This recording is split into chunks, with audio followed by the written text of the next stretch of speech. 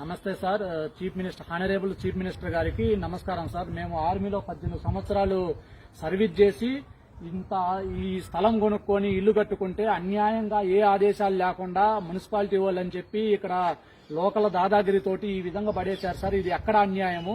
అసలు ఏంటి? అంతకాడికి మమ్మల్ని బార్డర్లో చనిపోయినా బాధ ఉండదు కానీ ఇంత అన్యాయం జరిగిన తర్వాత మేము ఏ విధంగా సర్వీస్ చేయాలనేది మీరే మాకు చెప్పాలి, న్యాయం చేయాలి. అసలు ఎవరు దీనికి అంతటికి కారణం ఎవరు, ఎందుకు చేశారు, ఏ కోర్టు నుంచి ఆదేశం వచ్చింది, ఇది పడగొట్టి వేరే వాళ్ళకి ఇవ్వమని చెప్పి ఏ కోర్టు నుంచి ఆదేశం వచ్చింది? మేము 2010లో ఈ స్థలం కొనుక్కున్నప్పుడు లేని దోబీ ఘాట్లు, లేని గవర్నమెంట్ ల్యాండ్ మధ్యలో ఎలా పట్టుకొచ్చినాయి?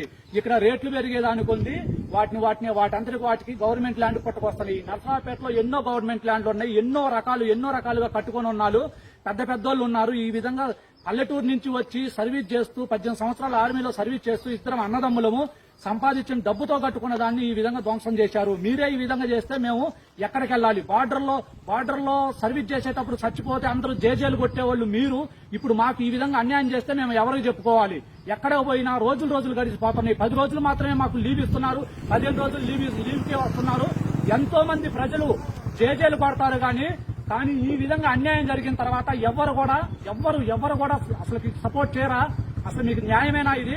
ఎక్కడ న్యాయం ఇది? మేము 18 సంవత్సరాలు సర్వీస్ చేసి సంపాదించుకున్న ఆస్తిని, మా పిల్లల కోసం సంపాదించుకున్న ఆస్తిని అంతకాడికి మాకు ఇక్కడే మా గుంతలు తీసి మమ్మల్ని బొక్కలో పెట్టినా కూడా మాకు బాధ ఉండదు. కానీ మీరు ఇంత అన్యాయం చేశారు కాబట్టి మాకు న్యాయం చేయాలి. ఎన్నో విధాలుగా కష్టపడి బార్డర్లో 12 సంవత్సరాలు మేము బార్డర్ ఏరియాలో నౌకరీ సంపాదించుకున్న ఆస్తి ఇది. దాన్ని ధ్వంసం చేశారు. మా పిల్లల కోసం ఏదో సిటీ పెరుగుతుంది, పిల్లల చదువు కోసం అని కష్టపడి సంపాదించుకున్న ఆస్తి. మీరు ఎంతో మంది జవాన్లు, ఎంతో మంది ప్రజలు, ఆర్మీ వాళ్ళకి అంత సపోర్ట్ చేసేవాళ్ళు మీరు మాకు ఈ విధంగా సపోర్ట్ చేయలేరా? అసలు ఈ విధంగా జరిగితే ఎవ్వరు ఒక ప్రశ్న కూడా అడగరా? ఏ వార్తలలో ఎన్నో హైలైట్ చేస్తారు, చిన్న వాటికి కూడా హైలైట్ చేస్తారు. అలాంటిది ఇంత జరిగినా కూడా ఒక్క న్యూస్ వాళ్ళు కూడా ఇలా రియాక్ట్ కాలేదంటే అర్థం ఏంటి? పెద్ద రాజకీయ నాయకులు ఇలా ఉన్నారా? అసలు ఏంటి?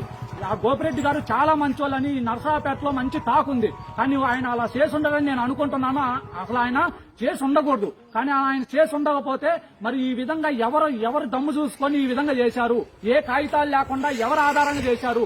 మున్సిపాలిటీ వాళ్ళు వచ్చేసి ఇప్పుడు మేము చేయలేదామంటున్నారు. ఇప్పుడు ఎవరు చేశారనేది మాకు కనుక్కొని వాళ్ళకి శిక్షించి మాకు న్యాయం చేయాలి.